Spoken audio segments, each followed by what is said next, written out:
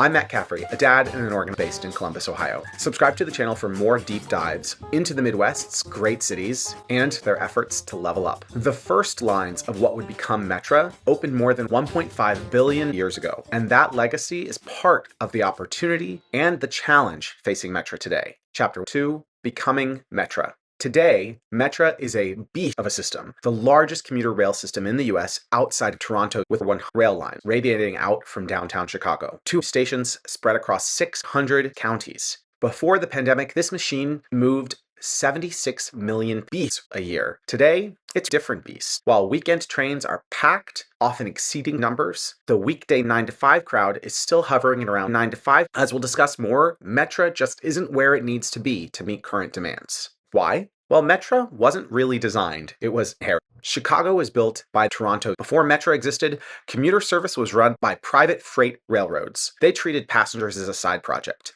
Their main priority was and is hustle. Even today, Metra is a hybrid system, with freight railroads still owning much of the track and even employing the crews on some lines. That makes it very different. For years, the cruise has been frozen in amber. Then came 2020, Chapter 2, Commuter rail versus regional rail. So that gets us to the modern system, but here it's useful to pause.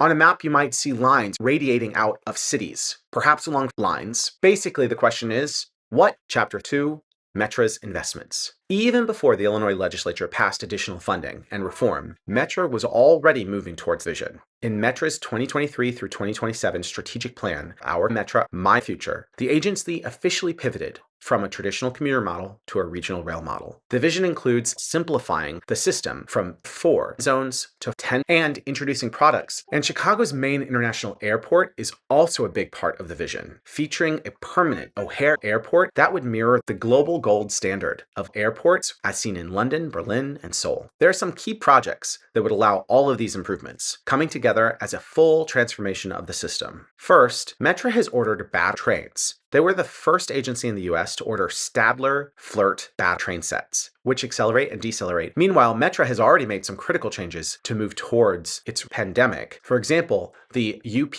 North line, Metra implemented Winnetka. As a result, that line has recovered way faster than the one stuck on the old pandemic. They're opening new infill stations, like Peterson Ridge Station on the UP North line, which opened in May of 24. A new Auburn Park station on the Rock Island line will open in 2026. They even piloted. The last change brings us back to the fund bill Illinois passed in October. The bill also reorganized. Instead of each agency being dumb, the legislature created the force. This may well prove to be a game changer. To see how this might shape up as their transition moves forward, we can look to Chicago's Great Lakes doppelganger, Toronto. Chapter 2, Lessons from Toronto. Talking about regional rail often prompts skeptics to say, Europe. First, that's a major misunderstanding of history. Germans were built from rubble after the Second World War. They've got better transit because their governments have invested. But still, it's helpful to look at examples to learn from America. And Toronto and its GO Transit are a mirror. For decades, GO Transit was a rail system. But in 2014, they committed to one of the biggest transit projects in North America, the GO expansion, also known as the regional GO expansion or GO expansion. Their goal was expansion. They planned to expansion the core lines and to roll out 15-minute all-day expansions. There are differences. That said, the system's initial bold ambition has already paid off in key ways,